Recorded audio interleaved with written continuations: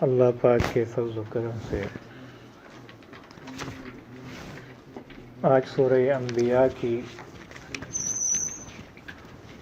اس سورت کا باقی حصہ، اس کے بعد سورۃ الحج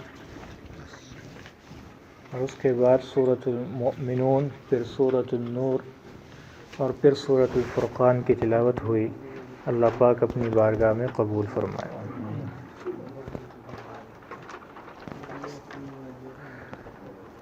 اس سورت کو سورہ انبیاء کہتے ہیں، میں نے کل بھی بتایا تھا، کیونکہ اس میں 17 انبیاء کرام علیہ السلام کا تذکرہ ہے۔ پہلے حضرت ابراہیم علیہ السلام کا واقعہ ہے، اور ان کا پورا واقعہ ہے کہ جب ابراہیم علیہ السلام نے اپنی قوم کو دعوت دی اور وہ نہیں مانے، تو آپ علیہ السلام نے فرمایا کہ میں آپ لوگوں کے بتوں کا کچھ کروں گا۔ وہ گئے اپنے میلے پہ، ادھر ابراہیم علیہ السلام نے سارے بت توڑ دیے۔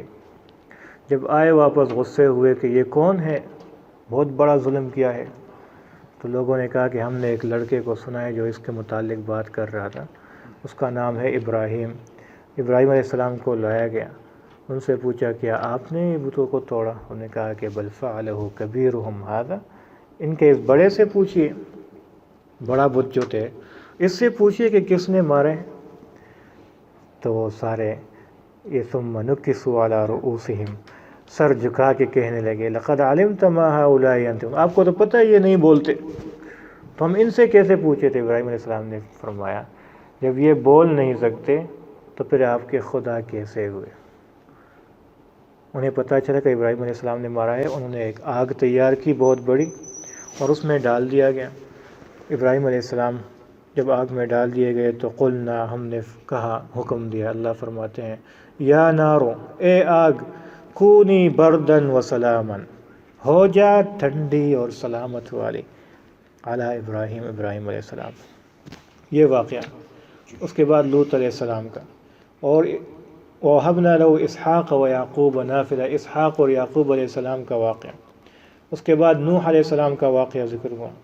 اس کے بعد داؤد اور سلیمان علیہ السلام باپ بیٹے تھے، اللہ پاک نے بادشاہت بھی تھی، ان کا واقعہ ذکر ہوا۔ اس کے بعد ایوب علیہ السلام کا واقعہ ہے کہ ان پہ اللہ تعالیٰ بیماری لے آئے، تکلیف لے آئے، تو وہ کتنی صبر کر گئے اور کہہ رہے تھے کہ انی مسنی الضر، اے رب مجھے تکلیف پہنچی ہے، وانت ارحم الراحمین، تو رحم کرنے والا ہے، سب سے زیادہ رحم کرنے والا ہے۔ یہ یعقوب علیہ السلام کی، ایوب علیہ السلام کی دعائیں۔ اس کے بعد اسماعیل علیہ السلام، ادریس علیہ السلام، ذوالکفل علیہ السلام، ان کا واقعہ ہے۔ پھر ذنون، مچھلی والے، یونس علیہ السلام کا واقعہ ہے کہ جب اذ ذهب مغاضبا فظن ان لن نقدر علیہ فنادى فی الظلمات، جب مچھلی کے پیٹ میں گئے اور وہاں ان کو لگا تو وہاں پر ایک وظیفہ کیا، لا الہ الا انت سبحانک انی کنت من الظالمین۔ یہ آج گزر گیا۔ اللہ تعالیٰ فرماتے ہیں فاستجبنا لہ، ہم نے اس کی دعا قبول کر لی، ونجیناہ من الغم، اور اس سے غم سے نجات دے دی، وکذالک ننجی المؤمنین، اور اسی طرح مومنوں کو بھی ہم نجات دیتے ہیں۔ ہم مصیبت میں ہیں تو ہمیں بھی یہ دعا اس کی کثرت کرنی چاہیے، لا الہ الا انت سبحانک انی کنت من الظالمین۔ اس کے بہت بڑے فضائل ہیں۔ 41 مرتبہ پڑھے، شروع اور آخر میں درود شریف پڑھے اور اللہ سے دعا مانگے۔ کوئی پریشانی کے لیے پڑھو گے تو پریشانی اللہ دور کر دے گا۔ اس کے بعد زکریا علیہ السلام اور یحییٰ علیہ السلام کا واقعہ، پھر مریم علیہ السلام کا واقعہ، تو آپ نے دیکھا کئی انبیاء علیہ السلام، 17 انبیاء کے واقعات اس صورت میں ذکر ہوئے، اس لیے اس کو سورۃ الانبیاء بھی کہتے ہیں۔ اس کے بعد سورہ حج کی تلاوت ہوئی۔ سورہ حج میں آگے آئے گا کہ ابراہیم علیہ السلام کو حکم ملا کہ کعبہ تو بن گیا، وَأَذِّن فِي النَّاسِ بِالْحَجِّ، لوگوں میں حج کا اعلان کر دو۔ تو ابراہیم علیہ السلام جبل ابی قبیس، آپ میں سے جو گئے ہیں تو جو یہ باب عبدالعزیز کی طرف جو رستہ ہے اس طرف آؤ گے تو وہاں پر کنگ فہد کا گھر ہے آج کل، اور ایک بہت بڑا پہاڑ ہے۔ اس پہاڑ میں ایک سرنگ بھی ہے جو عبدالعزیز کیا منطقہ عبدالعزیز کی طرف جاتا ہے، تو اسی پہاڑ کا نام ہے جبل ابی قبیس، اور یہ کائنات پر سب سے پہلا پہاڑ ہے۔ اس کے اوپر کھڑے ہوئے حضرت ابراہیم علیہ السلام، اور ابراہیم علیہ السلام نے ندا کر دی، اعلان کر دی۔ تو اللہ تعالیٰ نے فرمایا کہ وَأَذِّن فِي النَّاسِ بِالْحَجِّ، لوگوں میں اعلان کر دو، يَأْتُوكَ رِجَالًا وَعَلَى كُلِّ ضَامِرٍ يَأْتِينَ مِنْ كُلِّ فَجٍّ عَمِيقٍ، دنیا کے کونے کونے سے لوگ اس گھر کی زیارت کے لیے آئیں گے، لِيَشْهَدُوا مَنَافِعَ لَهُمْ، یہاں کے منافع اٹھائیں گے، وَيَذْكُرُوا اسْمَ اللَّهِ فِي أَيَّامٍ مَّعْلُومَاتٍ، خاص دنوں میں اللہ کا نام لیں گے جو حج کے ایام ہے، من بہیم علی ما رزقکم من بہیمۃ الانعام فکلوا منها واطعموا البائس، یہاں پر قربانی کریں گے، تو یہ سارے احکامات ادا کریں گے۔ تو ابراہیم علیہ السلام نے وہ ندا کر دی، تو اس لیے اس حج کی آواز لگائی گئی، اس کا تذکرہ ہے، اس لیے اس سورت کو سورہ حج کہتے ہیں۔ اور شروع میں اللہ تعالیٰ فرماتے ہیں کہ قیامت کا تذکرہ ہے کہ اے لوگو اتقوا ربکم، اپنے رب سے ڈرو، ان زلزلۃ الساعۃ شیء عظیم، بے شک قیامت کا زلزلہ بہت بڑی چیز ہے، یوم ترونہا، جب آپ لوگ اسے دیکھو گے، تذہل کل مرضعۃ عما ارضعت، دودھ پلانے والی ماں اپنے بچے سے غافل ہو جائے گی، اپنا بچہ بھول جائے گی، اتنی ہیبت ناک دن۔ وتضع كل ذات حمل حملها، اور حمل والی عورت اپنا حمل اس کا گر جائے گا۔ وترى الناس سکارى، لوگ آپ کو نشے میں لگیں گے، جیسے وہ اپنے ہوش و حواس میں نہ ہو، وما هم بسکارى، وہ نشہ نہیں ہوگا، ولكن عذاب اللہ شدید، لیکن اللہ کا عذاب بہت سخت ہوگا۔ نشہ نہیں ہوگا، لوگ آپ کو دکھائی دیں گے کہ جیسے ہوش و حواس بالکل نہیں ہے، نشے میں ہے۔ تو یہ پھر آگے انسان کی تخلیق کا ذکر ہے، یہ اللہ کی طرف سے ہمیں بار بار اس لیے ڈرایا جاتا ہے تاکہ ہم کیا کریں، اللہ کی تابع داری کریں۔ اس صورت میں آگے جا کر اللہ پاک ایک مثال دیتے ہیں کہ یا ایھا الناس، اے لوگو، ضرب مثل، آپ لوگوں کو مثال بیان کی جاتی ہے، فاستمعوا لہ، کان لگا کر سنیں اسے۔ کیا مثال ہے؟ ان الذین تدعون من دون اللہ، وہ چیزیں یا وہ لوگ جو اللہ کے سوا تم لوگ بلاتے ہو مدد کے لیے، عبادت کے لیے، بت ہے یا جو بھی ہے، لن یخلقوا ذبابا، وہ تو ایک مکھی نہیں پیدا کر سکتے، وَلَوِ اجْتَمَعُوا لَهُ، ایک کیا کہ سب کے سب جمع ہو جائے ایک مکھی نہیں پیدا کر سکتے، اور وہ تو بہت دور کی بات۔ وَإِن يَسْلُبْهُمُ الذُّبَابُ شَيْئًا، ایک مکھی اگر کوئی چیز اڑا کر لے جائے، لَا يَسْتَنْقِذُوهُ مِنْهُ، یہ تو یہ بھی طاقت نہیں رکھتے کہ اس مکھی سے وہ چیز واپس لے لیں۔ آپ سے کوئی چیز مکھی اڑا کے لے جائے، ہاں واپس لے سکتے ہیں؟ وہ تو اڑ گئی۔ وہ ایک شخص ہے نا، بہت بور لگ رہے ہیں، تو چلو تھوڑا سا میں مسالہ بھی ڈال لیتا۔ ایک شخص کو روٹی کھا رہا تھا نا، دسترخوان سے بیٹھا، ایک کتا آیا تو اس نے کتا نے روٹی وہ اٹھا لی اور بھاگنے لگا، تو یہ فوراً جمپ لگائی اس نے۔ کتا تو تیز بھاگتا ہے، یہ پیچھے بھاگنے لگا، یہ بہت بھاگا، تھک گیا، کتے کو نہیں پکڑ سکا، آخر میں نے چلو اللہ کے نام پہ تو ہی کھا لے بس۔ جب خود تھک گیا اور نہیں پکڑ سکا تو کہتے چلو تو ہی کھا لے اللہ کے نام پہ بس ہے۔ تو کتے سے ہم روٹی نہیں چھین سکتے واپس۔ اللہ تعالیٰ فرماتے ہیں اگر مکھی یہ آپ سے کوئی چیز اڑا کے لے جائے تو یہ آپ کے بت اور معبود، یہ تو اس سے وہ چیز واپس لینے کے روادار نہیں ہے یا طاقت نہیں ہے، تو آپ لوگ کیسے ان کی عبادت کرتے ہیں اور کہتے ہیں ہمارے مسائل یہ لوگ حل کریں گے؟ کبھی بھی نہیں۔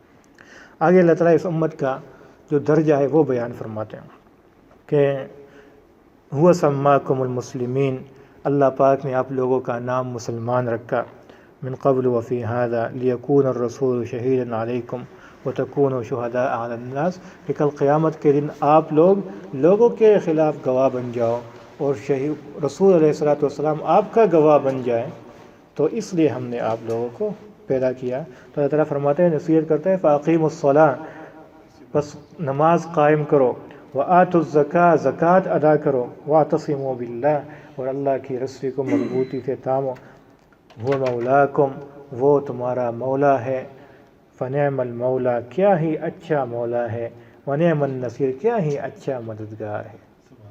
اللہ ہمارا رب کتنا ہی اچھا ہے۔ کیا ہی اچھا مولا ہے اور کیا ہی اچھا مددگار۔ آگے سورہ مومنون ہے۔ سورہ مومنون کے شروع میں اللہ پاک مومنوں کی صفات بیان فرماتے ہیں تقریباً 9 آیاتوں میں، اور پھر فرماتے ہیں کہ جس کے اندر یہ صفات ہوں، میں صرف نام لیتا ہوں وقت کی کمی کی وجہ سے۔ اللہ تعالیٰ فرماتے ہیں کہ یہ جنت الفردوس کے وارث ہیں، یہ جنت الفردوس والے ہیں۔ کیا کیا صفات ہیں؟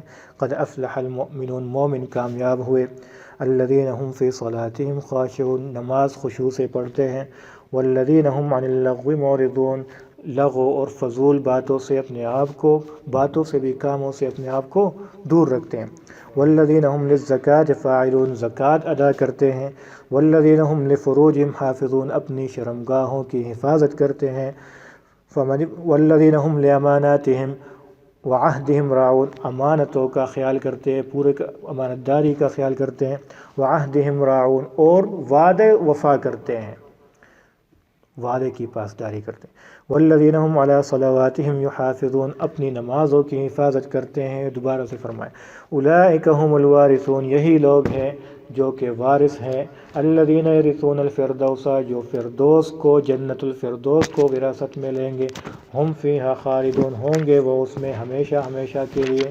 اللہ پاک ہمیں ان میں سے شمار کر دے، ہمیں بھی اس میں سے بنا لے۔ آگے اللہ تعالیٰ فرماتے ہیں جہنمیوں کا تھوڑا سا تذکرہ ہے، 2 آیت کا ترجمہ کرتا ہوں۔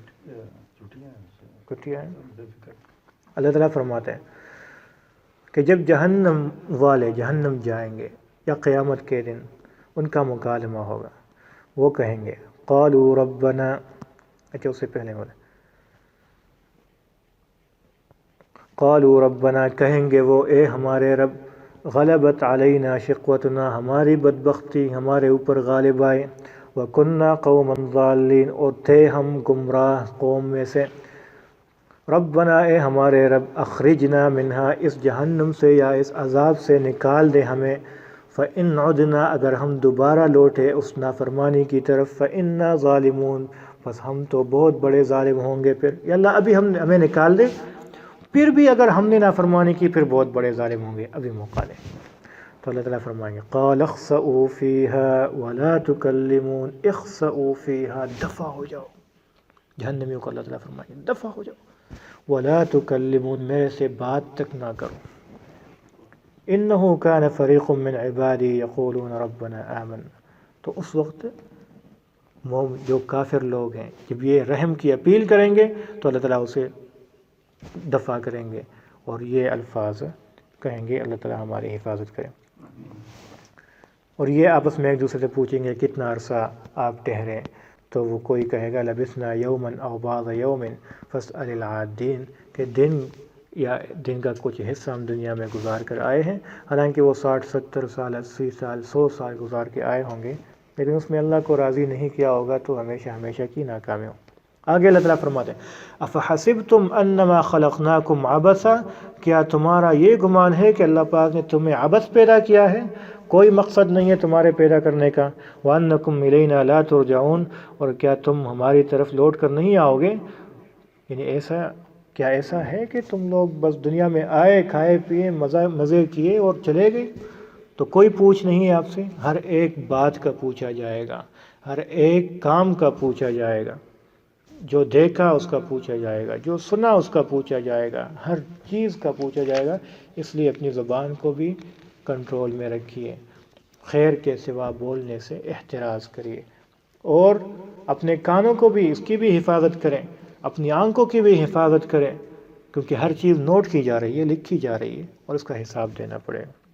سورہ نور یہ وہ صورت ہے جس میں بہت سارے احکامات ہیں، چند ایک میں صرف گنواتا ہوں وقت کی کمی کی وجہ سے، اور کہتے ہیں کہ ہر عورت کو یا ہر مرد کو سورہ نور اور سورہ مائدہ یہ دونوں صورتیں یاد کرنی چاہیے یا اس کو سمجھنی چاہیے۔ ان میں اللہ تعالیٰ نے بہت سارے احکامات نازل کیے، میں صرف احکامات کا تذکرہ کرتا ہوں۔ اللہ تعالیٰ فرماتے ہیں سورۃ انزلنا، یہ صورت ہم نے نازل کی ہے اور آپ کے اوپر فرض کیے ہیں کیا، الزانیۃ والزانی فاجلدوا کل واحد، زنا کے احکامات بیان کیے کہ زنا کیا تو اللہ تعالیٰ فرماتے ہیں کہ فاجلدوا کل واحد منہما 100 جلدہ، اگر غیر شادی شدہ ہے تو 100 کوڑے لگاؤ، اور اگر شادی شدہ ہے تو پھر اس کو سنسار کر دو۔ اس کے بعد والذین یرمون المحصنات ثم لم یأتوا باربع، کسی کے اوپر بہتان لگانا۔ اللہ تعالیٰ فرماتا ہے کہ اگر کسی نے کسی کے اوپر بہتان لگایا اور اس کے پاس 4 گواہ وہ نہیں لا سکا تو اسے بھی 80 کوڑے لگاؤ۔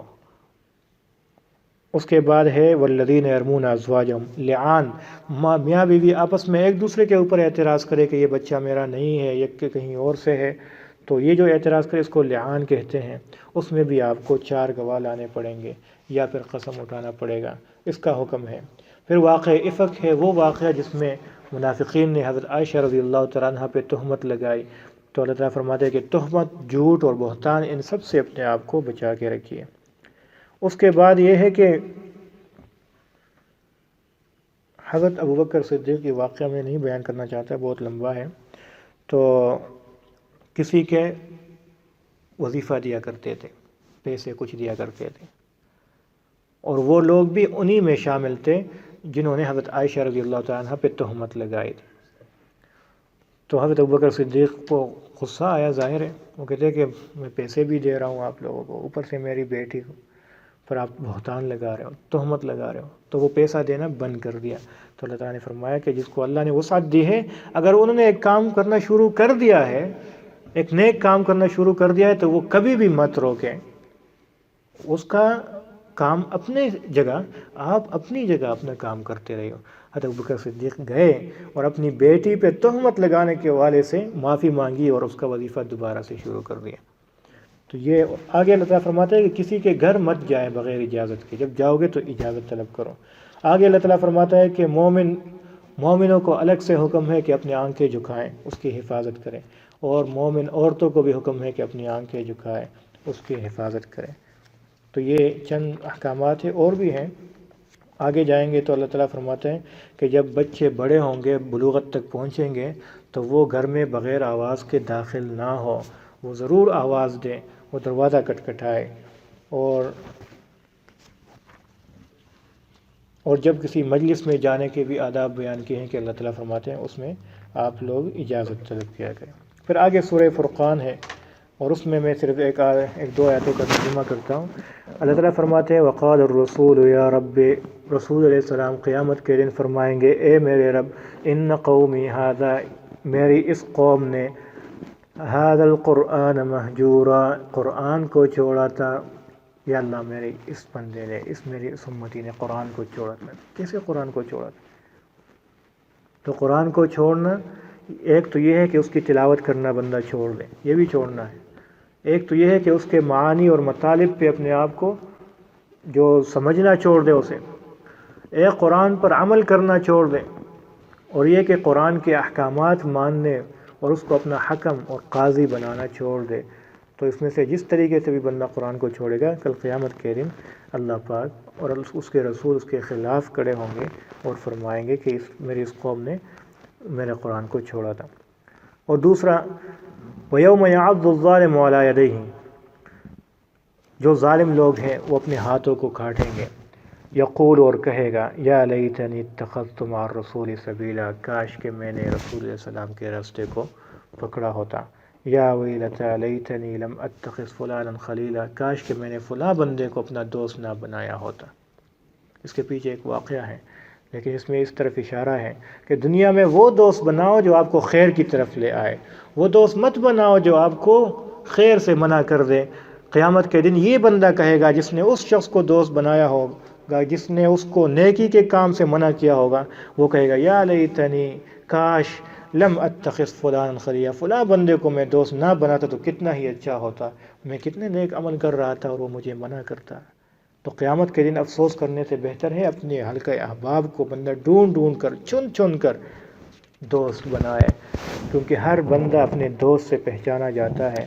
آپ کا اٹھنا بیٹھنا کس کے پاس ہے، اس سے پتہ چل جاتا ہے۔ المرء علی دین خلیلہ، آدمی اپنے دوست کے دین پر ہے، اس کے مذہب پر ہے، جو وہ کرے گا وہ یہ کرے گا۔ آگے اللہ تعالیٰ فرماتے ہیں کہ عباد الرحمن 13 صفات بیان فرمائی ہیں کہ اللہ کے بندے کون کون سے ہیں، کہ زمین پر عاجزی سے چلتے ہیں، وَإِذَا خَاطَبَهُمُ الْجَاهِلُونَ قَالُوا سَلَامًا، ہر ایک سے بحث و مباحثہ نہیں کرتے۔ جاہل لوگ اگر بحث کرتے ہیں تو وہ کہتے ہیں السلام علیکم، مجھے آپ کے ساتھ بحث کی اجازت نہیں ہے۔ تو بحث کرنا یہ ٹھیک نہیں ہے، اس سے اپنے آپ کو دور کرنا چاہیے. یہ اللہ کے بندوں کی صفت ہے. یبیتون لربہم سجدا وقیاما، راتوں کو اللہ کے سامنے سجدہ کرتے ہوئے قیام کرتے ہوئے گزارتے ہیں، اور دعائیں کرتے ہیں کہ ربنا اصرف عنا عذاب جہنم، عذاب جہنم کا عذاب ہم سے دور کر دیجیے. والذین اذا انفقوا لم يسرفوا ولم يقتروا، جب خرچ کرتے ہیں نہ اسراف کرتے ہیں نہ بخل کرتے ہیں. والذین لا يدعون مع اللہ الہا آخر، عباد الرحمن وہ لوگ ہیں جو اللہ کے ساتھ کسی اور کو شریک نہیں ٹھہراتے. ولا يقتلون النفس التي حرم اللہ الا بالحق، نہ حق قتل نہیں کرتے. ولا يزنون، زنا نہیں کرتے. اور جو لوگ یہ کرتے ہیں یضاعف له العذاب یوم القیامت ویخلد فیہ مہانا، اللہ تعالیٰ فرماتے ہیں ان کو ہم دگنا عذاب دیں گے اور اس کو ہمیشہ ہمیشہ ذلیل کرنے والے عذاب میں رکھیں گے. الا من تاب، بہت خوبصورت بات آخر کہ جو شخص توبہ کرتا ہے اور نیک عمل کرتا ہے تو اللہ تعالیٰ فرماتے ہیں فاولئک یبدل اللہ سیئاتہم حسنات، اللہ تعالیٰ ان کے تمام گناہوں کو نیکیوں سے بدل لیتا ہے. یہ بہت بڑی بات ہے. ایک شخص نے بہت سارے گناہ کیے ہیں، اللہ نے توفیق دی موت سے پہلے اس نے توبہ کیا، اللہ سچے دل سے توبہ کیا اور پھر نیک عمل شروع کیا. یہ نہیں کہ توبہ کیا تو پھر اپنے آپ کو سمجھنے لگا کہ میں تو بہت نیک عمل بھی شروع کیا، عمل عملا صالحا. تو اللہ تعالیٰ فرماتے ہیں کہ اس نے جتنے بھی گناہ کیے ہیں ہر ایک گناہ پہ اس نے توبہ کیا. تو پہلے گناہ کیا تھا، اب توبہ کیا میرے ڈر کی وجہ سے، تو ہر ایک گناہ کے بدلے میں اس کو ایک ایک نیکی دے دو. تو جو جتنے بھی زیادہ گناہ کیا وہ اتنی زیادہ اس کو نیکیاں مل جائے گی. تو اس لیے کہتے ہیں کسی کو حقیر مت سمجھے، اگر وہ جتنا بھی گناہ گار ہے ایک توبہ کیا اس نے سچے دل سے تو سارے گناہ تو نیکیوں میں بدل جائیں گے. تو اس لیے توبے کا دروازہ کھلا ہے. موت کا کوئی پتہ نہیں کب آتی ہے، موت سے پہلے ہم اللہ سے توبہ کریں، اپنے گناہوں کی معافی مانگیں. اللہ تعالیٰ ہمیں عمل کرنے کی توفیق عطا فرمائے.